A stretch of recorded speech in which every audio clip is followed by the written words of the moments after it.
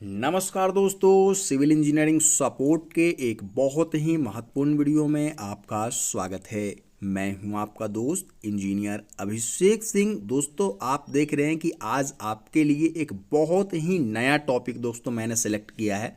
आप देख सकते हैं यहाँ पे एक घर बनाया गया है, 3 मंजिला घर, और उसका जो मुख्य द्वार है, जो मेन गेट है, उसको जाम करने के लिए मिस्त्री ने एक अलग तरीका अपना रखा है। दोस्तों, आप देख सकते हैं कॉलम तो कटिंग किया गया है, साथ ही साथ दोस्तों उसका जो सरिया है कॉलम का, उसमें जो हमारे गेट का क्लैंप है उसमें वेल्ड किया जा रहा है। तो ये काम कितना तक सही है, क्या ये मजबूती को बढ़ाएगा, मजबूती को घटाएगा, पूरी चीज़ें बताऊंगा। ध्यानपूर्वक इस वीडियो को देखते रहिएगा।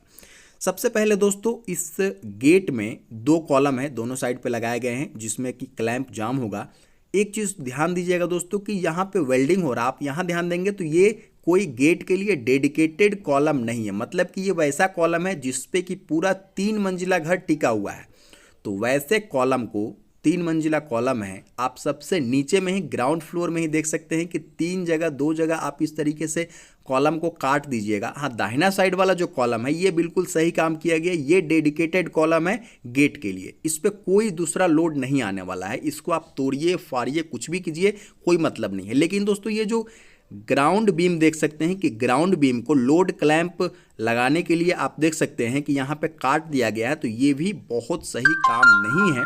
बशर्ते दोस्तों ये एक अच्छा काम किया गया है कि ये जो साइड में डेडिकेटेड कॉलम है जिसमें सिर्फ और सिर्फ गेट का भार आएगा, उसको गेट लगाने के बाद में दोस्तों कास्टिंग की गई है। तो ठीक वैसा ही दोस्तों आप एक काम कर सकते थे कि जब आपका ये जो बाएं साइड वाला कॉलम है जिसमें वेल्डिंग का काम चल रहा है दोस्तों, अगर उसको भी ढालने से पहले ही दोस्तों इस तरीके के गेट को वहां जाम कर दिया जाता, तो आज इसको तोड़ने की आवश्यकता नहीं पड़ता। अब दोस्तों एक बात और आता है कि आखिरकार हम जो सरिया में वेल्डिंग कर रहे हैं तो वो अफेक्ट क्या डालेगा, क्या उससे मजबूती बढ़ जाएगी, क्या उससे हमारे कॉलम की मजबूती में कोई गिरावट आएगी। तो दोस्तों आपने ध्यान दिया होगा कि हम जब कॉलम के लिए सरिया खरीदने जाते हैं तो दुकानदार से हम डिमांड करते हैं कि मुझे TMT बार चाहिए। अब दोस्तों TMT बार वैसा सरिया को बोलते हैं, उस टेक्निक का इस्तेमाल किया जाता है दोस्तों, जिसको कि गर्म करने के बाद में तुरंत ठंडा किया जाता है। वो TMT बार बनाने का मैं तकनीक भी संक्षेप में बता रहा हूँ। उससे क्या होता है दोस्तों कि जो सरिया का बाहरी हिस्सा है, जो ऊपरी लेयर है दोस्तों, वो क्या होता है, कठोर हो जाता है। लेकिन दोस्तों तुरंत ठंडा करने की वजह से जो अंदर का जो हमारा पार्ट रहता है इस सरिया का, वो दोस्तों थोड़ा सा लचीला हो जाता है। इससे क्या होता है कि वो जो है वो डक्टिलिटी गेन करता है और हमारा सरिया जो है वो थोड़ा बहुत झुकाव को झेल लेता है। इससे क्या होता है, आप एक कहावत तो सुने होंगे ना कि फल से लदा हुआ पेड़ हमेशा झुक जाता है, ठीक है, या फिर सूखा हुआ डाली जल्दी टूटता है। तो ये हमें अंदर वाला जो पार्ट है उससे बिल्कुल सुखाते नहीं है ताकि दोस्तों वो जल्दी से ना टूटे, उसमें थोड़ा ना थोड़ा लचीलापन बचा हुआ रहे। लेकिन दोस्तों इस गेट में क्लैंप को जाम करने के लिए जो सरिया में वेल्डिंग किया जा रहा है दोस्तों, उससे क्या हो रहा है कि हमारा सरिया क्या हो रहा है कि गर्म हो रहा है, और वो ढंग से ठंडा नहीं किए जाने की वजह से दोस्तों वो अपना डक्टिलिटी क्या कर रहा है कि खो रहा है। ठीक है, तो 3 मंजिला 4 मंजिला अगर आप घर बनाएंगे और इस तरह से निचला तल्ला में ही, ग्राउंड फ्लोर में ही कॉलम की कटिंग कर देंगे और उसके बाद दोस्तों उसको वेल्डिंग करके और थोड़ा सा उसकी डक्टिलिटी घटा देंगे, टेक्निकली मुझे कहीं से भी दोस्तों ये समझदारी वाला काम जो है वो नहीं लग रहा है। पहला बात तो कॉलम की कटिंग ही नहीं होनी चाहिए। अगर आपका घुटना ही, फिर एक एग्जांपल दे रहा हूं दोस्तों, अगर आपका घुटना में कोई प्रॉब्लम आ जाए, आपका अपर बॉडी कितना भी मजबूत हो दोस्तों, आपका घुटना जो है वो आपको खड़ा नहीं रहने देगा। तो सेम यही केस यहाँ पे किया जा रहा है। तो इस तरीके के काम से आपको बचना चाहिए। तरीका क्या है वो भी आप जान लीजिए। सबसे पहले तो दोस्तों अगर आपको गेट जाम करना है, जब भी कॉलम की कास्टिंग होती है उससे पहले आप जाम करवा सकते हैं।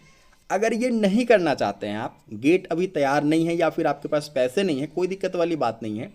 मार्केट में दोस्तों प्लेट अवेलेबल है जिसमें जो है वो क्लैंप लगा हुआ रहता है।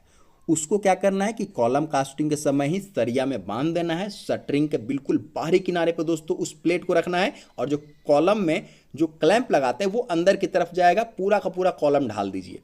अब दोस्तों जब आपका शटरिंग खुलेगा, कॉलम की शटरिंग खुलेगा दोस्तों, तो उस समय क्या होगा, जो प्लेट है वो बाहरी हिस्से में रहेगा और गेट को ला करके डायरेक्टली वहाँ पे आप क्या कर सकते हैं कि वेल्डिंग कर सकते हैं उस प्लेट में, क्योंकि वो प्लेट का और कोई काम नहीं है, वो आपके क्लैंप के लिए ही डेडिकेटेड प्लेट लगाया जाता है।